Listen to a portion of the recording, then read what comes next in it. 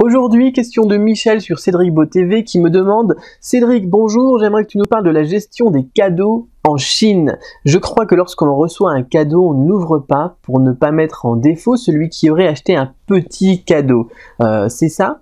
Et on m'a dit que parfois, ce cadeau reçu non ouvert est offert en d'autres occasions à quelqu'un d'autre. Merci de nous parler de cela, à bientôt cordialement, Michel. Alors Michel, eh bien, oui, généralement, les Chinois n'ouvrent pas les cadeaux qu'on leur offre en présence de la personne qui leur offre, tout simplement parce que les Chinois sont plutôt réservés, ils ne montrent pas leurs émotions, ils aiment bien garder la face, alors ils ne voudraient pas montrer un élan de joie, ils ne voudraient pas montrer un élan d'indifférence, j'ai envie de dire, c'est pas vraiment un élan dans ce cas-là, ils ne voudraient pas montrer qu'ils n'aiment pas ce cadeau, parce que peut-être que le cadeau ne leur convient pas, alors ils ne vont pas l'ouvrir généralement en public. Ça c'est quelque chose qui se fait, on va dire, en Occident et qui ne se fait pas ici en Chine. Alors, la suite de la question, et on m'a dit que parfois ce cadeau reçu non ouvert est offert en d'autres occasions. Alors là, ça dépend.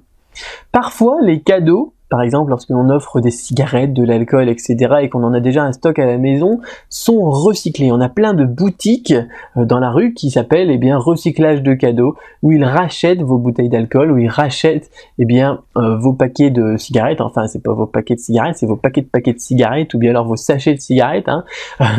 Et là, bien évidemment, peut-être que ça s'offre. Ça se récupère et ensuite ça se réoffre à quelqu'un d'autre, ça je ne sais pas, donc quelqu'un d'autre qui aurait racheté à partir de cette boîte. Par contre, est-ce que ils vont prendre votre cadeau, ne pas l'ouvrir et l'offrir à quelqu'un d'autre? Ça, je n'ai jamais vu cela ici, là, moi dans mon expérience en Chine.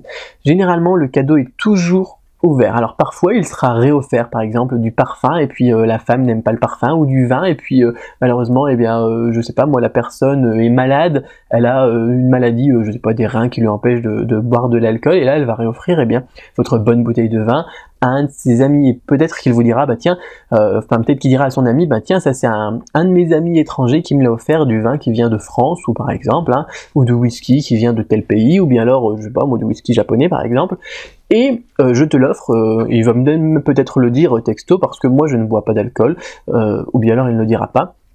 Mais c'est possible de réoffrir un cadeau. On va dire que ça passe mieux de réoffrir un cadeau qu'on nous a offert en Chine qu'en France, où là c'est parfois mal vu de revendre ses cadeaux, de redonner ses cadeaux, on le fait jamais, pas très souvent en tout cas, mais de revendre ses cadeaux sur eBay, etc. Et bien alors là c'est quelque chose de plus fréquent en Chine. Mais ne pas l'ouvrir et l'offrir à quelqu'un d'autre, ça, je n'ai jamais vu ça, moi, ici, de mon expérience. Alors peut-être que ça se fait, mais moi, je n'ai jamais vu cela.